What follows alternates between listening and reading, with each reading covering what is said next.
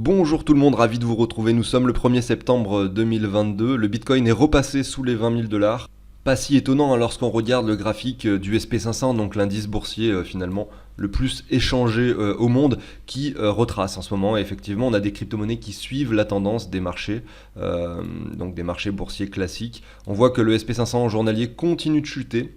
On a un Bitcoin qui chute, peut-être un peu moins, hein, mais ce qui est sûr, c'est le SP500 va sans aucun problème, je pense, revenir, hein, intégrer cette zone de rechargement un petit peu plus bas. La vraie question, c'est est-ce qu'on va aller chercher par la suite un point plus bas que le précédent? Et à ce moment-là, il faudra faire le travail, d'ailleurs, qu'on peut faire dès maintenant, de prendre un Fibo qui récupère toute la hausse pour voir les objectifs de baisse qui suivront, à savoir ici les 3100 à 2700 points, ou est-ce qu'on va nous construire quelque chose enfin qui pourrait ranger, c'est-à-dire se stabiliser dans un premier temps pour pourquoi pas avoir une cassure haussière par la suite. En tout cas, ce qui est sûr, c'est qu'il y a eu quelque chose d'assez encourageant, il y a quelque chose de visuellement encourageant sur ce graphique du SP500 qui est ce rebond-ci qui vient chercher le point haut précédent pour le casser. Donc ça, c'est assez encourageant en fait en soi, même si c'est pas suffisant pour pouvoir espérer un ATH ou même un retour sur ce point haut. Après, au niveau du contexte économique mondial, ça c'est une autre histoire, on est dans un contexte, on le sait, très défavorable. Malgré tout, on a déjà énormément chuté, et c'est pas parce qu'aujourd'hui on est dans un contexte défavorable que le prix du SP500 ou des actions traditionnelles n'ont pas déjà finalement pricé, c'est-à-dire qu'il y a des anticipations qui se font peut-être 3, 4, 5 mois à l'avance sur les marchés boursiers. C'est-à-dire que le prix actuel représente déjà finalement la crise actuelle. Après, s'il y a des éléments supplémentaires, ça peut être des chefs d'État qui font certaines annonces ou des choses qui viendraient finalement à empirer le contexte actuel, bien à ce moment-là, oui, on pourra continuer de baisser sans aucun problème. Et je suppose que c'est quelque chose d'envisageable, hein. Donc bien sûr, attention à ça et à suivre un petit peu ce qu'il se passe. On voit que sur ce graphique, après moi je préfère faire vraiment je suis plus dans l'analyse graphique, hein, vous le savez. Ici on a quand même une jolie résistance qui s'est tracée. Et ça c'est assez joli à voir parce que si on se met sur les clôtures, donc on va mettre une ligne, voilà, on observe quand même qu'on s'est arrêté de façon assez précise. Alors, peut-être même pas sur celle du milieu, mais clairement c'est une vraie résistance. Donc si jamais on vient s'arrêter dans cette zone de rechargement pour rebondir à l'approche de cette ligne, là ça va être un peu le moment critique où voilà, on va voir si on le casse, et si on le casse ensuite il faudra vraiment s'affranchir de ce niveau-là dans un second temps. Donc on aura vraiment deux niveaux de résistance, ici au 4100 points et un peu plus haut au 4300 points, à casser hein, sur le SP500 pour imaginer une continuation haussière. Pourquoi je vous parle du SP500? Tout simplement parce que les marchés des cryptos en général, en tout cas en ce moment, sont assez corrélés à ces derniers. Retournons sur la map, voilà, donc on va quand même parler de crypto-monnaies aujourd'hui et pas de SP500, hein, vous vous en doutez.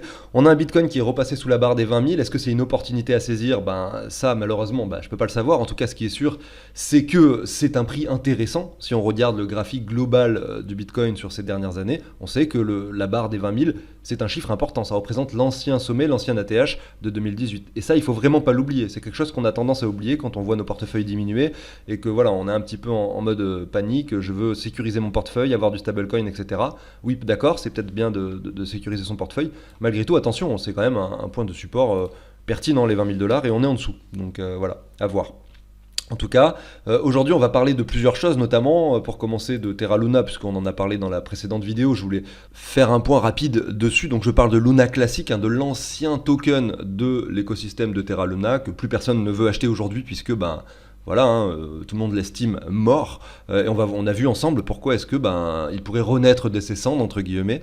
On a vu ça il y a 3 jours. Ils ont réactivé le stacking sur une plateforme et ça, en fait ça performe. Hein. On voit que là 53% sur une journée et on est quasiment, on est à 100% hein, depuis que j'ai fait l'émission dessus, peut-être un peu moins, peut-être 80% de performance. Donc c'était il y a 2 jours. Hein. Donc voilà, après c'était vraiment une opportunité à saisir sur le moment. Maintenant qu'on est déjà à 100%, est-ce que ça vaut le coup d'acheter aujourd'hui? Peut-être beaucoup moins. Là c'est plutôt maintenant des niveaux où vraiment on peut commencer à prendre des profits, hein, en tout cas à sécuriser son investissement de départ. Quand on a un 100% de performance, c'est-à-dire qu'on fait un x2, vaut mieux, ça peut être intéressant de sécuriser. Par exemple, vous allez investir, je dis n'importe quoi, 100 $ sur le Luna classique, vous en avez 200, ça peut être intéressant de récupérer les 100 $ que vous avez investis, en garder 100 au cas où si ça continue de monter, peut-être retourner, j'en sais rien, ça peut même faire un x10, un x100, j'en sais rien. En tout cas, ça peut être intéressant de conserver maintenant que vous êtes, quoi qu'il arrive, pas perdant, plus perdant. Eh bien, on va regarder un peu ses targets, ses objectifs sur le Luna classique. On va ensuite enchaîner avec une crypto-monnaie qui s'appelle Helium, qui selon moi a un potentiel énorme, qui malgré tout reste avec une inflation assez importante à prévoir, mais une chute qui est constante depuis le bear market et qui aujourd'hui, ce token atteint des niveaux bas très importants. On n'a pas de rebond, regardez, on est vraiment sur un nouveau plus bas encore, et il y a peut-être quelque chose d'intéressant à jouer, mais cette fois-ci c'est pas comme le Luna classique où vous pouvez acheter pour revendre 2 jours après, comme grâce à une annonce ou quoi que ce soit. Là je vous parle de quelque chose qui peut être intéressant sur du plus long terme. Peut-être du 6 mois, du 1 an et demi, en tout cas, l'avoir dans son bag pour un éventuel futur bull run, c'est-à-dire marché haussier, sur les crypto-monnaies. Voilà, donc ça, on va en parler, et ensuite on va enchaîner du coup avec le portefeuille fictif dont on parlait hier, quelque chose que j'ai fait sur la chaîne tout début de la chaîne en 2020, qui aujourd'hui, donc avec un investissement de départ de 10 000 euros, se retrouve à 12 000 euros. Donc effectivement, il a énormément chuté pendant ce bear market. Comme je l'ai expliqué à la précédente émission, j'ai pas forcément revendu des cryptos au bon moment, au sommet du bull market que l'on a vécu. Vous voyez, c'est malheureusement, on fait des erreurs, et j'en ai fait avec mon portefeuille personnel, même si je m'étais quand même sécurisé, et avec le portefeuille fictif en fait, j'avais produit moins d'émissions pendant cette période de temps également, et puis clairement, j'ai pas forcément bien fait les choses. Vous avez pu vous en rendre compte probablement si vous me suivez depuis un moment et que vous êtes toujours là à regarder les émissions. Mais bon, c'est comme ça, vous le savez, qu'on apprend de ses erreurs, et peut-être que voilà, la prochaine fois, j'essaierai quand même et je me fixerai vraiment ces objectifs de revente à l'avance, et je les respecterai même si émotionnellement j'ai envie de garder ces cryptos parce que je me dis que ça peut toujours aller plus haut. C'est ça qui est difficile de faire, c'est ça que j'évoque à de nombreuses reprises sur la chaîne. Mais c'est pas forcément facile à l'appliquer. Et en fait, même pour moi, c'est pas facile. Il faut quand même le comprendre. Je reste un être humain, bien entendu. En tout cas, aujourd'hui, on a constaté ensemble que sur l'altcoin dominance, on était très très haut. Donc la question qui se pose, c'est est-ce qu'on peut pas potentiellement revendre quelques crypto-monnaies pour du Bitcoin? Parce que comme ça, on reste dans les crypto-monnaies, mais on se sécurise quand même en ayant du Bitcoin. Parce que revendre pour des dollars ou des euros aujourd'hui des cryptos, c'est peut-être un peu dommage après ces chutes que l'on a vécues. En revanche, se sécuriser sur le Bitcoin, qui est quand même le leader et qui a priori reste le moins volatile de toutes les crypto-monnaies, ça peut être, pourquoi pas, pertinent. Et on terminera cette émission avec quelques analyses de crypto, on va en passer quelques-unes ensemble. Ceci étant dit, pensez à l'abonnement, au like si le contenu de cette chaîne vous plaît. Moi je vous souhaite une excellente émission, je vous dis à tout de suite.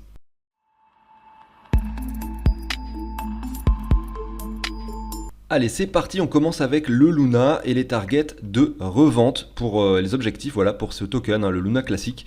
Ce qu'il faut comprendre, c'est que quand on regarde le graphique ici, je suis sur Luna USD, donc l'ancien token, parce qu'effectivement, si on veut revoir l'historique un peu des prix, il faut se baser sur ce graphique-là. On voit qu'on est venu atteindre le prix des 0 $, donc plus précisément, il faudrait zoomer dessus, et derrière, on a le nouveau token qui est sorti. Et donc là, on est monté à 23 $, et aujourd'hui, on se stabilise à 2 $ pour le nouveau token Luna.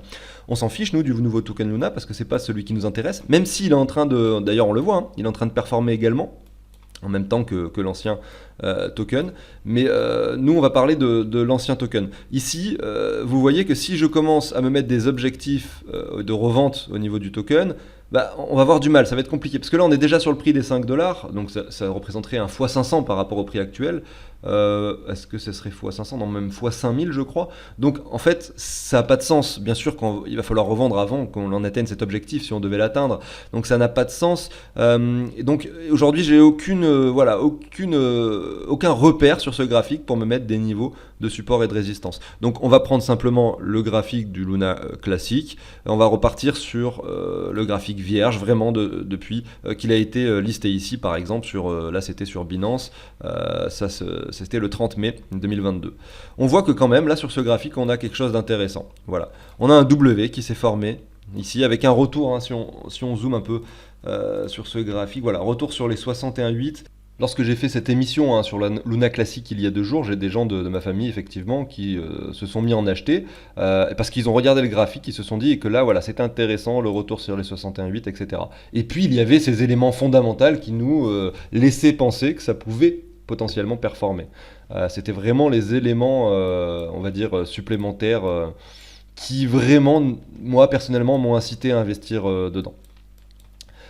Et donc, ce que je voulais dire, voilà, c'est que ces personnes de ma famille ont vraiment pu mettre pas mal d'argent, plus que moi même, et puis ont pu profiter de cette hausse. Donc, je suis extrêmement content pour eux. J'espère que certains d'entre vous, peut-être, ont pu également profiter, même si ça aurait pu faire l'inverse, bien sûr. Et attention, c'est pas parce que je dis ou que je fais une émission sur un sujet en particulier qu'il faut me suivre. Mais clairement, là, pour cette fois-ci, en tout cas, ça s'est plutôt bien passé.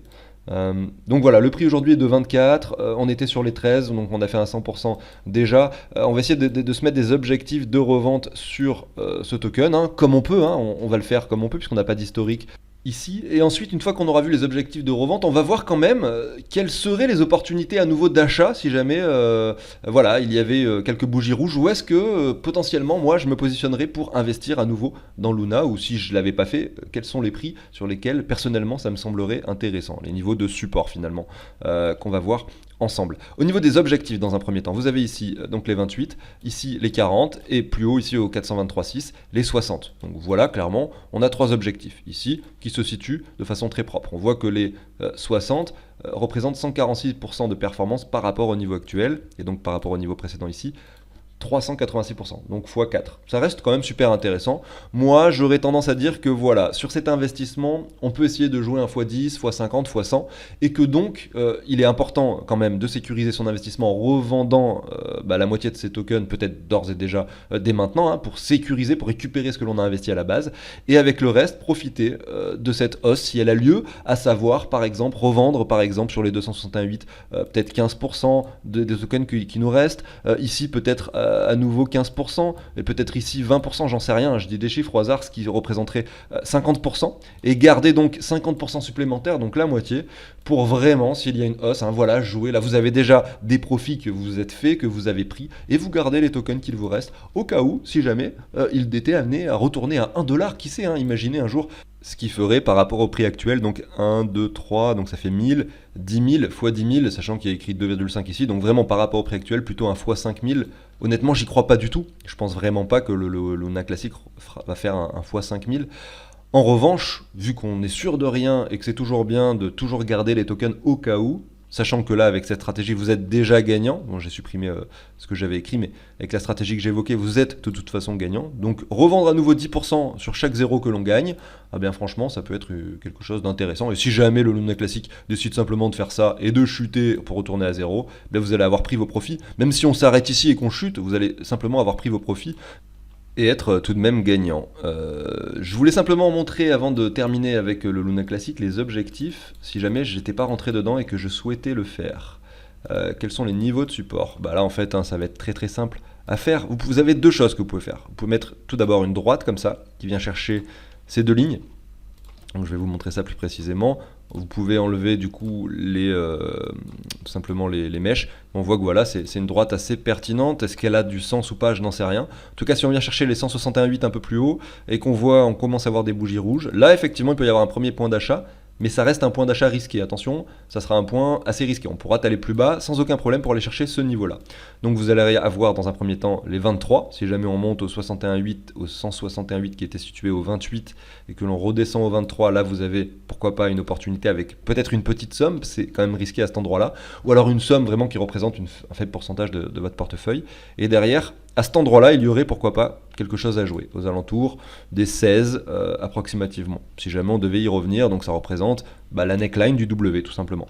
Après, vous pouvez affiner ça avec des Fibos, comme ceci, vous pouvez en mettre un par exemple à cet endroit-là. Alors là j'ai simulé, parce que pour le faire correctement, il faudrait que je reprenne le Fibo que j'avais positionné tout à l'heure, donc il faut que j'enlève tout ça, voilà, je le reprends, comme ça, tac, voilà, et le Fibo de retracement, je vais le mettre sur les 161,8, en estimant, spéculant qu'on s'arrête ici.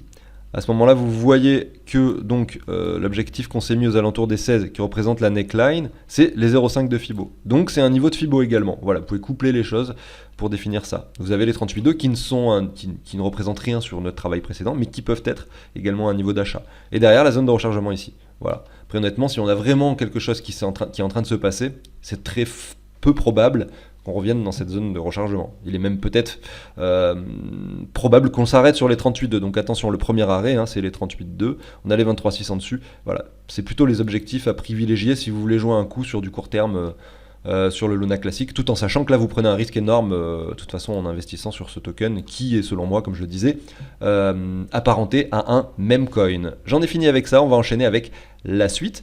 On va parler du token HNT, du projet Helium. Aujourd'hui 4,91$, moins 10% sur 24 heures, donc c'est moins glamour que le Luna classique. Offre en circulation 127 millions sur 223 millions, donc il y a encore une inflation à prévoir, classé 74e. Il s'agit à travers ce projet de fournir de la connexion Wi-Fi un peu partout sur le globe. Alors comment ça marche? L'idée c'est que vous puissiez partager votre hotspot, c'est-à-dire que ce soit à travers votre téléphone sur votre 5G ou votre 4G ou votre box Wi-Fi chez vous, et en récompense vous allez obtenir des tokens HNT pour pouvoir partager une partie de vos connexions au réseau. Ça va sur un diamètre de 300 mètres je crois, ou peut-être 1 kilomètre, tout simplement pouvoir se connecter aux autres personnes qui vont faire la même chose que vous, donc il faut que ce soit quelque chose que tout le monde fasse, ou du moins qu'il y ait une grosse partie de personnes qui soient d'accord pour partager leur connexion. Ça de façon cryptée à travers la blockchain et tout ça, donc il n'y a pas de risque, on va dire, de piratage ou quoi que ce soit. Vous allez gagner en récompense du token HNT. Donc vous l'avez compris, c'est comme tous les systèmes qui sont décentralisés. Il y a des personnes qui vont avoir des nœuds de réseau, il va peut-être falloir laisser l'ordi allumé, installer un logiciel, partager son réseau Wi-Fi, et là vous allez gagner des récompenses. Donc ça incite les gens à devenir nœuds du réseau, le fait qu'il y ait cette crypto-monnaie associée et que vous l'ayez en récompense. Et il va y avoir les utilisateurs, les personnes. Alors ça sera peut-être pas forcément très viable en France, mais dans certains pays où il y a beaucoup moins de connexions, où le 4G est beaucoup moins fonctionnel, et où des personnes qui eux par contre ont un peu plus d'argent peuvent avoir des connexions Wi-Fi, et imaginez que ces personnes-là se les partagent entre elles et que les personnes qui habitent dans la ville puissent profiter du Wi-Fi des autres. Donc voilà, tout simplement en utilisant le token HNT. Et le prix va être vraiment très faible en HNT pour pouvoir utiliser le réseau. Peut-être qu'il y a déjà des endroits où c'est fonctionnel. Je ne suis pas rentré en profondeur pour savoir où ils en sont, etc. Mais le projet me semble hyper intéressant dans sa globalité. On va aller voir le prix du token désormais et regardez, il a touché ici les 59$. C'était vraiment une spéculation excessive et donc je pense que ça ne représentait pas vraiment sa valeur intrinsèque, mais on voit que la plupart des projets ont eu ce genre de phénomène, notamment ceux qui sont les plus pertinents. Et c'est le cas, je pense. Pour celui-là, il a touché donc les 59$ et aujourd'hui on revient sur les 4,90$. Donc voilà, vraiment, l'euphorie est terminée, on chute, on divise le prix par 10. C'est assez classique dans le secteur des crypto-monnaies. On reprend toute la hausse, on vient chercher en dessous des 0,9 de Fibo. Donc difficile de se mettre des objectifs d'achat. Ce qui est sûr, c'est que les niveaux actuels, de toute façon, sont une bonne localisation. Malgré tout, on n'a aucune structure qui se dessine. On n'a rien qui nous dit que le cours va rebondir à la hausse dès maintenant. Mais lisser des achats dessus, sachant que le projet est toujours là et qui pourrait vraiment servir à régler des problèmes sur cette planète Terre, je pense, on pourrait faire du DCA ou en acheter petit à petit. Et les prix actuels sont vraiment intéressants puisqu'on vient à nouveau faire un nouveau bottom. On n'a pas de structure, certes, c'est vrai, on vient en dessous des 0,9. On a les prix ici qui se situent autour des 1,28$. Donc je pense que, on va dire que le prix plancher sur lequel vous devriez mettre peut-être votre dernier investissement si vous souhaitez investir sur ce token, si vous faites du DCA à l'achat, serait les 1,28$. Alors je vais essayer de zoomer, on pourrait zoomer un peu plus pour voir, là voilà, c'était 90 centimes. Voilà. Le prix des 1$ pour moi c'est le prix plancher que nous pourrions atteindre si jamais vraiment on avait encore une continuation baissière, ou du moins si on a des altcoins qui chutent par rapport au Bitcoin dans les semaines, mois qui viennent.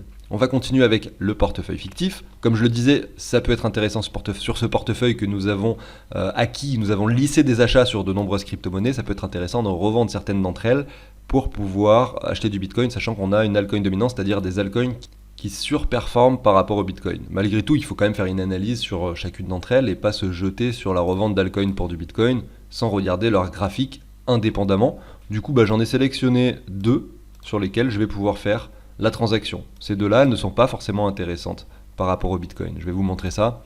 Donc l'Ether, quand je le regarde, je me dis, voilà, on a quand même une bougie verte là ici sur l'hebdomadaire. On a eu un petit rebond. C'est fort possible qu'on vienne plus haut, attention. Malgré tout, là, voilà, après une hausse telle, quand même c'est intéressant de prendre des profits, ou plutôt se sécuriser dans ce cas-là, hein, dans ce que je suis en train de faire avec du Bitcoin, donc 52%, voilà. Donc l'Ether, oui, il est intéressant. Je décide dans ce portefeuille fictif d'en revendre 40%, pourquoi? Parce qu'il y a une très très grosse somme d'Ether, et vraiment une petite somme de Bitcoin, c'est pour rééquilibrer en même temps, hein, cette répartition que vous voyez ici.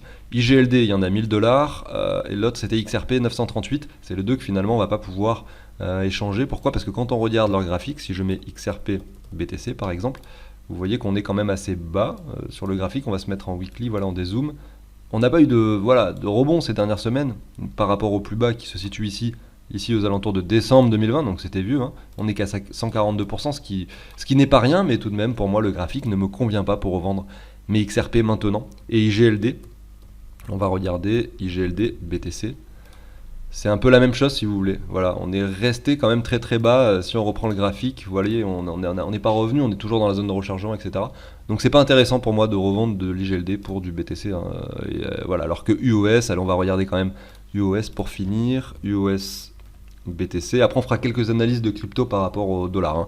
Après, lorsque j'aurai fini ce travail. UOS, en revanche, bon, il a pas un graphique si exceptionnel, mais si on regarde par rapport à la mèche la plus basse, on a 87%, j'ai l'impression qu'on est en train de chuter en ce moment en fait. Quand je regardais le début de l'émission, on n'était pas aussi bas, hein. Si je me mets en 5 minutes, on a eu cette chute là à 10h40. Ah bah c'est dommage, hein. On était... Bon, bah c'est pas grave, on va quand même le revendre de toute façon. Ça aura pas beaucoup d'influence sur le portefeuille, mais bon, c'est pas grave.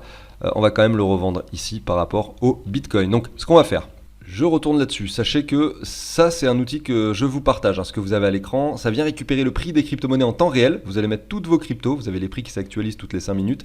Et vous allez dire les quantités de cryptos que vous possédez. Et vous savez exactement où vous en êtes par rapport à ce que vous avez investi, etc., etc. C'est très intéressant. Vous avez même la possibilité, vous avez un onglet qui vous permet de calculer vos plus-values. Donc ça aussi, c'est intéressant. Mais je ne détaille pas tout ici, hein. Si vous voulez en savoir plus, je vous laisse la surprise, vous avez le lien dans la description où je détaille vraiment beaucoup mieux qu'aujourd'hui ce tableau. C'est un lien qui vous ramène vers une autre vidéo. Ici, vous avez l'Ether, j'ai décidé d'en revendre 40% de ce que j'ai pour récupérer du Bitcoin à la place, de l'échanger contre du Bitcoin. 40% de la quantité d'Ether que j'ai, ça fait 0,976. Sur ce convertisseur, qui n'est pas celui de la version finale, hein, du tableau, le convertisseur que j'ai produit sur la version finale est beaucoup mieux que celui-là. On peut vraiment mettre toutes les cryptos et c'est beaucoup plus simple avec une liste déroulante.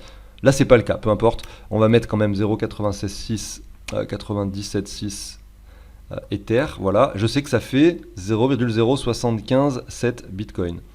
Donc je vais commencer par l'Ether. Je vais retirer 0,976 Ether de ma quantité d'Ether. Je simule la transaction, voilà, ça c'est bon. Et je vais ajouter, du coup, pardon, combien de Bitcoin 0,07575. Bon, bah c'est facile. On va ajouter à la quantité de Bitcoin 0,07575. Il faut que je mette égal ici. Voilà. Donc cette fois-ci, c'est bon.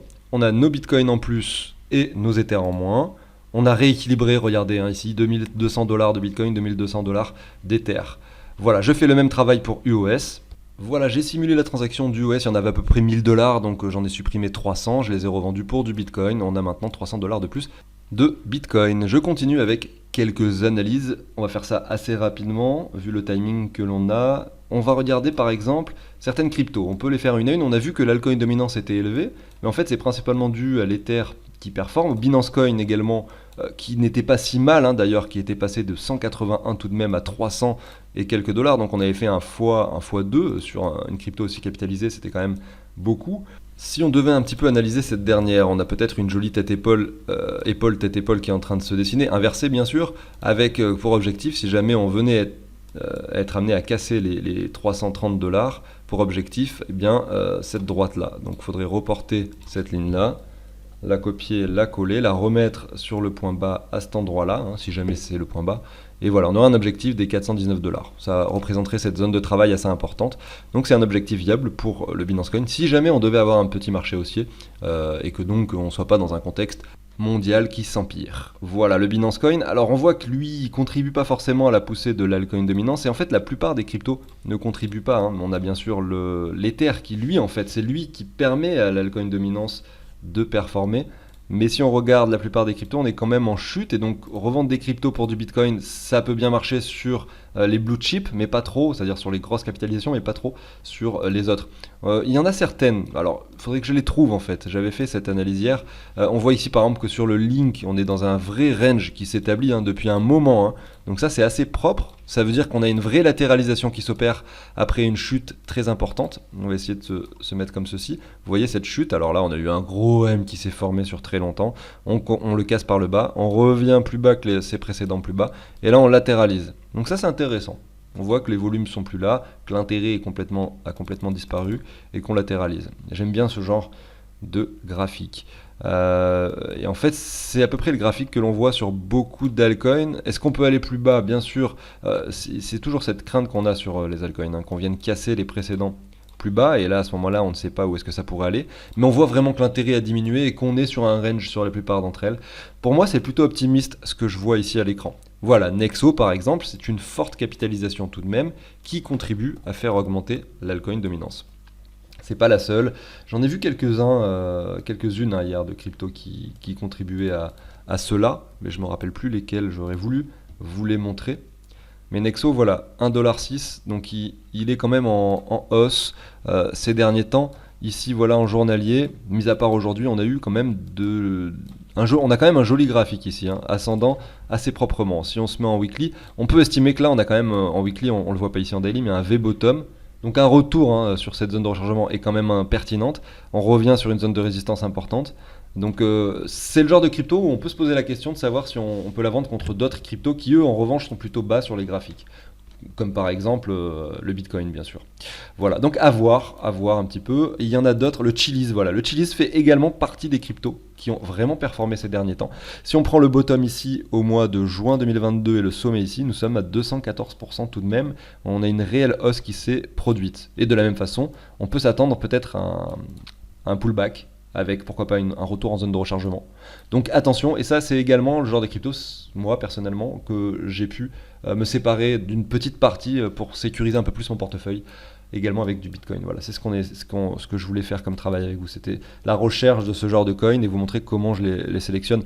Quand je regarde ça, par exemple, le Rose de Oasis Lab, on voit que là on a une jolie latéralisation, une poussée qui s'opère. C'est vrai, il y a eu cette poussée en août, mais là on revient sur ces niveaux bas. Donc là je vois pas pourquoi est-ce qu'aujourd'hui je me séparerai de mes roses. Je ne l'ai pas fait ici, je ne vais pas le faire maintenant. Là au contraire, j'attends peut-être que ce W se produise par la suite. Ou alors je panique sell ici, non je plaisante. Mais en gros, c'est vrai que là, si ça continue de chuter, les personnes qui ont énormément de roses et qui misent tout sur ce token risquent de paniquer, hein. C'est ça qui se passe lorsqu'on vient chercher des nouveaux plus bas. C'est ce qui fait que les gens prennent des mauvaises décisions. C'est la panique, le fait que de voir son portefeuille perdre 50, 70, voire 80, voire 90% en l'espace de quelques heures ou quelques jours. Et c'est là qu'on se dit, voilà, c'est pas fait pour moi, je sors tout. Et c'est bien sûr et bien entendu ce qu'il ne faut surtout pas faire. C'est pour ça que c'est bien de faire du DCA à la fois à l'achat et à la fois à la revente, vous voyez.